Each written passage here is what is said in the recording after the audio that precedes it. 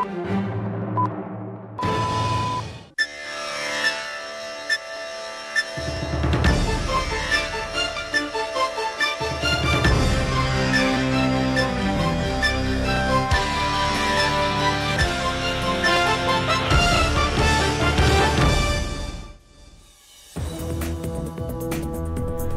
আলাইকুম। Channel I সংবাদের এখনকার আয়োজনে সবাইকে স্বাগত জানাচ্ছি সৈয়দা তারানা তাবাসসুম।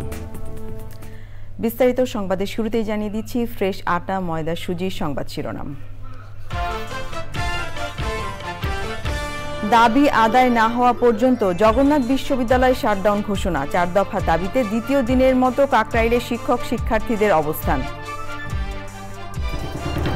ছাত্রদল নেতা সাম্য নিহতের ঘটনায় ঢাকা বিশ্ববিদ্যালয়ের শোক পালন। রাজনৈতিক কারণে হত্যাকাণ্ড বলছে বিএনপি। এবং প্রকৃতিকে ধ্বংস করে টেকসই উন্নয়ন সম্ভব নয় মন্তব্য। সুস্থ সুন্দর পরিবেশ নিশ্চিতে বৃক্ষরোপণ কর্মসূচিতে তরুণ প্রজন্মকে সম্পৃক্ত করার তাগিদ।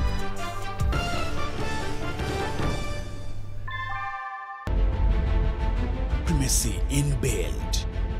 German technology. Bangladesh's first thermix rod. Salam Steel Thermax. সংবাদ শিরোনামগুলো জানাচ্ছিলাম। এখনকার এই সংবাদ আয়োজন একই সঙ্গে চ্যানেল আইয়ের ইউটিউব চ্যানেলে এবং চ্যানেল আইয়ের ওটিটি প্ল্যাটফর্ম আইস্ক্রিনে লাইভ স্ট্রিম হচ্ছে। এবারে পুরো সংবাদ। শিক্ষক শিক্ষার্থীদের ওপর পুলিশের হামলার বিচার সহ 4 দফা দাবিতে টানা দ্বিতীয় দিনের মতো কাকরাইলে সড়ক অবরোধ করে বিক্ষোভ করছেন জগন্নাথ বিশ্ববিদ্যালয়ের শিক্ষার্থীরা। সঙ্গে রয়েছেন শিক্ষকরাও। পাশাপাশি শিক্ষক সমিতির ডাকে জগন্নাথ বিশ্ববিদ্যালয়ে শাটডাউন কর্মসূচি চলছে। এ নিয়ে জানতে সরাসরি যাচ্ছি শাকের আদনানের কাছে। তিনি আছেন কাকরাইলে। আদনান, আমাকে শুনতে পাচ্ছেন? আদনান, আন্দোলনের এই মুহূর্তের অবস্থা কেমন দেখছেন?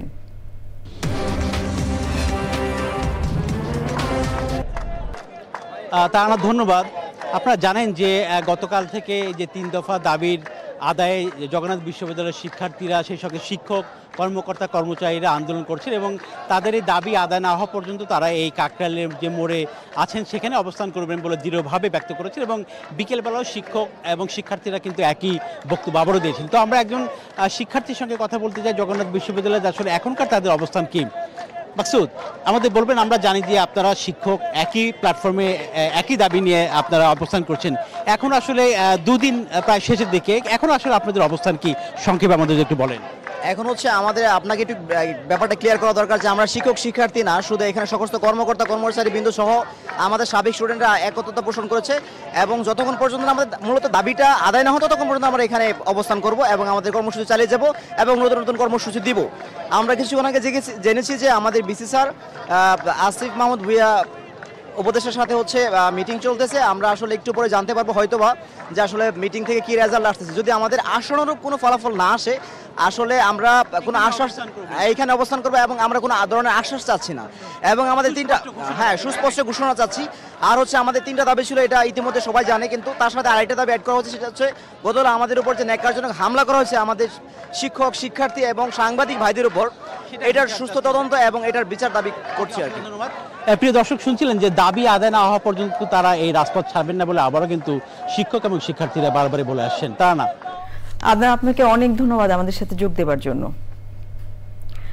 ঢাকা বিশ্ববিদ্যালয়ের শিক্ষার্থী ও ছাত্রদল নেতা শাহরিয়ার আলম সাম্য হত্যার প্রতিবাদ এবং বিচার দাবিতে উত্তাল ঢাকা বিশ্ববিদ্যালয় ক্যাম্পাস। প্রশাসনের আধাবেলা শোক প্রত্যাখ্যান করে পূর্ণ দিবস ক্লাস পরীক্ষা বর্জন ও ধর্মঘট পালন করেছেন বিশ্ববিদ্যালয়ের শিক্ষার্থীরা। বিক্ষোভ সমাবেশ অব্যাহত রেখেছে ছাত্রদল। ঢাকা বিশ্ববিদ্যালয় ছাত্রদল নেতা শাহরিয়ার আলম সাম্যর হত্যাকাণ্ড রাজনৈতিক কারণে হয়েছে বলে অভিযোগ করেছে বিএনপি। জাতীয় প্রেস ক্লাবের সামনে মানববন্ধনে বিএনপির সিনিয়র যুগ্ম মহাসচিব রুহুল কবির রিজভী প্রশ্ন তুলেছেন, জাতীয় সঙ্গীত নিয়ে ফেসবুকে স্ট্যাটাস দেওয়ার কারণেই কি এই হত্যাকাণ্ড? সাম্যর রাজনৈতিক শত্রুদের দ্রুত গ্রেফতারের দাবি জানিয়েছেন রিজভী।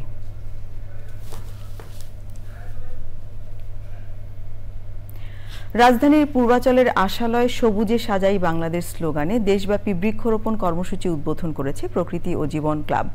এবারের মৌসুম জুড়ে দেশ জুড়ে কমপক্ষে 20 লাখ গাছ রোপণের লক্ষ্যমাত্রা নিয়েছে সংগঠনটি। কর্মসূচির উদ্বোধন শেষে প্রকৃতি ও জীবন ফাউন্ডেশন চেয়ারম্যান বীর মুক্তিযোদ্ধা মুকিত মজুমদার বাবু বলেছেন, প্রকৃতিকে ধ্বংস করে টেকসই উন্নয়ন সম্ভব নয়, তাই আগামী সুস্থ সুন্দর পরিবেশ নিশ্চিতে বৃক্ষরোপণের বিকল্প নেই। আয়োজনে অংশ নিয়ে বৃক্ষরোপণের সচেতনতা ও তরুণ প্রজন্মকে যুক্ত করায় জোর দেন বিশিষ্টজনেরা। আলিম আল রাজির রিপোর্ট। স্বাধীনতার ৫ দশক পেরিয়ে দেশের অধিকাংশ খাতে অভূতপূর্ব উন্নয়ন যেমন হয়েছে, তেমনি নানান অব্যবস্থাপনা ও অদূরদর্শী পদক্ষেপে প্রাণ প্রকৃতিরও হয়েছে অপূরণীয় ক্ষতি। সেই সাথে জলবায়ু পরিবর্তনের অভিঘাতে বৃদ্ধি পাচ্ছে বৈশ্বিক তাপমাত্রা সহ প্রাকৃতিক দুর্যোগ। এমন বাস্তবতায় হুমকিতে থাকা সভ্যতা রক্ষায় প্রতিনিয়তই বাড়ছে সবুজায়নের গুরুত্ব। দেশের পরিবেশ রক্ষা ও ভবিষ্যতের বাসযোগ্য ধরিত্রী বিনির্মাণে প্রতিবছর সবুজে সাজে বাংলাদেশ স্লোগানে দেশ জুড়ে বৃক্ষরোপণ করে যাচ্ছে প্রকৃতি ও জীবন ক্লাব।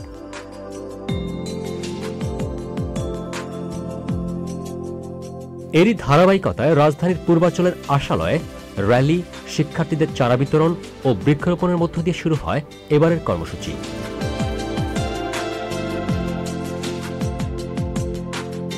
আয়োজনে অংশ নিয়ে উচ্ছ্বসিত শিক্ষার্থীরা। গাছ আমাদের নানাভাবে সাহায্য করে, গাছ থেকে আমরা ফল পাই, ছায়া পাই, জ্বালানি পাই। গাছ লাগালে আমরা এই গ্লোবাল ওয়ার্মিং বা গ্রিন হাউস এফেক্ট থেকে আমরা বাঁচতে পারবো। গাছ আমাদের ছায়া দেয়, গাছ লাগালে আমাদের পরিবেশ সুন্দর থাকে। গাছ আমাদের অক্সিজেন দেয়, গাছ আমাদের ফল ফুল দেয়, গাছ আমাদের ফুল দেয়। তাই আমাদের সকলকে গাছকে ভালোবাসতে হবে। এমন কার্যক্রম সবার মধ্যে দায়িত্ববোধ, পরিবেশ প্রেম ও সামাজিক সচেতনতা বৃদ্ধিতে সহায়ক ভূমিকা রাখবে বলছেন বিশিষ্টজনরা। বৃক্ষ না থাকলে প্রকৃতি থাকবে না, তো এই জন্য বেশি বেশি করে অবশ্যই এই বর্ষার মৌসুমে গাছ লাগানো উচিত, এবং শুধু গাছ লাগানো উচিত না, গাছগুলোকে যত্ন করে বড় করা উচিত। এই বৃক্ষরোপণ যে প্রোগ্রাম প্রকৃতি ও জীবন ফাউন্ডেশনের, এটা অত্যন্ত ফলপ্রসূ আমাদের জীবনে। এই গাছ আমাদেরকে অক্সিজেন সরবরাহ করে, যেটা আমাদের স্বাস্থ্যের জন্য, আমাদের সমাজের জন্য খুবই উপকারী। আমাদের জন্য এবং আমাদের পরবর্তী প্রজন্মের জন্য, পৃথিবীটাকে একটা বাসযোগ্য করার জন্য প্রয়োজন হচ্ছে এটা সবুজ পৃথিবী। প্রকৃতি জীবন ক্লাব যে উদ্যোগ নিয়েছে, এটা অত্যন্ত চমৎকার এবং দারুণ একটা উদ্যোগ।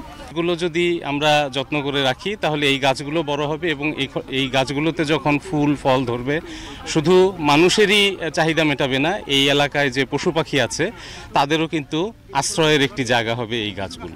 সবুজায়নকে সামাজিক আন্দোলন হিসেবে ঘরে ঘরে ছড়িয়ে দেওয়ার আহ্বান জানিয়েছেন প্রকৃতি বন্ধু, প্রকৃতি ও জীবন ফাউন্ডেশন চেয়ারম্যান বীর মুক্তিযোদ্ধা মুকিত মজুমদার বাবু। পরিবেশকে যদি ভালো রাখতে হয়, বৃক্ষরোপণের বিকল্প নাই।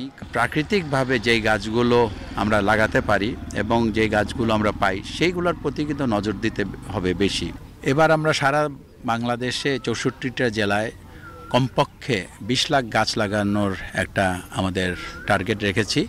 তবে আমরা চেষ্টা করব যাতে আরও বেশি লাগানো যায়। আমাদের সবার হাতকে এক করতে হবে, এবং সারা বাংলাদেশের লোক যখনই এগিয়ে আসবে, বিশেষ করে ছাত্রছাত্রীরা, এই যে ওদের মধ্যে যে জাগরণটা, এই জাগরণটাকে কিন্তু আমাদের তাদের মধ্যে ছড়িয়ে দিতে হবে, এবং আমাদের বাংলাদেশের যত স্কুল, কলেজ, মাদ্রাসা যাই আছে, সবাইকে কিন্তু আমাদের এক করে এই কাজের সাথে যুক্ত করতে হবে।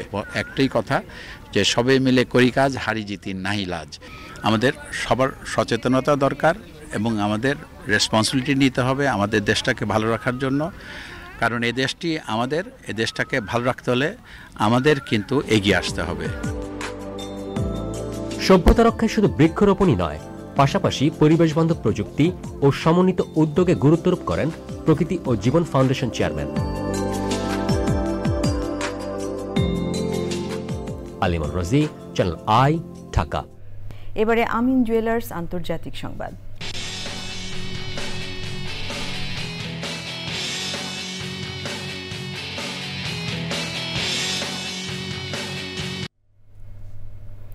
মার্কিন প্রেসিডেন্ট ডোনাল্ড ট্রাম্প এবং কাতারের আমির Sheikh Tamim bin Hamad Al Thani বেশ কয়েকটি সমঝোতা চুক্তিতে সই করেছেন।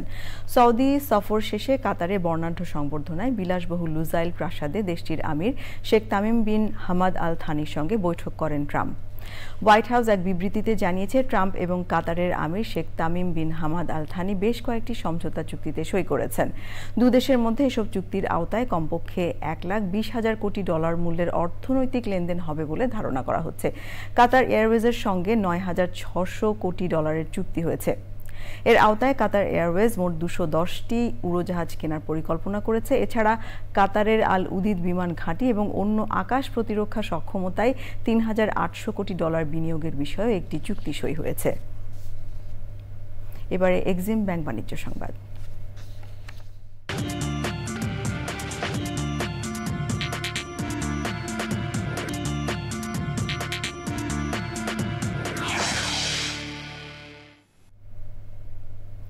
তৈরি পোশাক রপ্তানিকারকদের সংগঠক বিজিএমইএ-কে রাজনৈতিক উচ্চাভিলাষ পূরণের হাতিয়ার হিসেবে ব্যবহার করা হবে না বলে জানিয়েছে সম্মিলিত পরিষদ। রাজধানীর একটি 5-তারা হোটেলে নির্বাচন উপলক্ষে মিট দ্য প্রেস করে সম্মিলিত পরিষদ। সম্মিলিত পরিষদের প্যানেল লিডার চৈতি গ্রুপের ব্যবস্থাপনা পরিচালক আবুল কালাম বলেছেন, তারা বাংলাদেশে তৈরি পোশাকের চলমান সমস্যা সমাধানে ধারাবাহিকতা বজায় রাখতে চান। অভিজ্ঞ ও নতুনদের নিয়ে প্যানেল তৈরি করেছেন তারা। সম্মিলিত পরিষদের নেতারা বলেছেন, অতীতে ব্যবসায়ী নেতারা নির্লজ্জ চাটুকারিতা করেছেন। রাজনৈতিক চাটুকারিতার বৃত্ত থেকে ব্যবসায়িক সংগঠনকে বের করে আনতে চান তারা। আগামী 31শে মে ঢাকা ও চট্টগ্রামে পরিচালনা পর্ষদ নির্বাচন অনুষ্ঠিত হবে। নির্বাচনে অপরপক্ষ ফোরাম। সংবাদ শেষ করব, তবে যাবার আগে ফ্রেশ আটা ময়দা সুজি সংবাদ শিরোনামগুলো জানিয়ে দিচ্ছি আরও একবার। দাবি আদায় না হওয়া পর্যন্ত জগন্নাথ বিশ্ববিদ্যালয়ে শাটডাউন ঘোষণা। 4 দফা দাবিতে দ্বিতীয় দিনের মতো কাকরাইলের শিক্ষক শিক্ষার্থীদের অবস্থান। ছাত্রদল নেতা সাম্য নিহতের ঘটনায় ঢাকা বিশ্ববিদ্যালয়ে শোক পালন। রাজনৈতিক কারণে হত্যাকাণ্ড বলছে বিএনপি। এবং প্রকৃতিকে ধ্বংস করে টেকসই উন্নয়ন সম্ভব নয় মন্তব্য। সুস্থ সুন্দর পরিবেশ নিশ্চিতে বৃক্ষরোপণ কর্মসূচিতে তরুণ প্রজন্মকে সম্পৃক্ত করার তাগিদ। এই ছিল আমাদের এখনকার সংবাদ আয়োজন। ধন্যবাদ সবাইকে এতক্ষণ সঙ্গে থাকবার জন্য।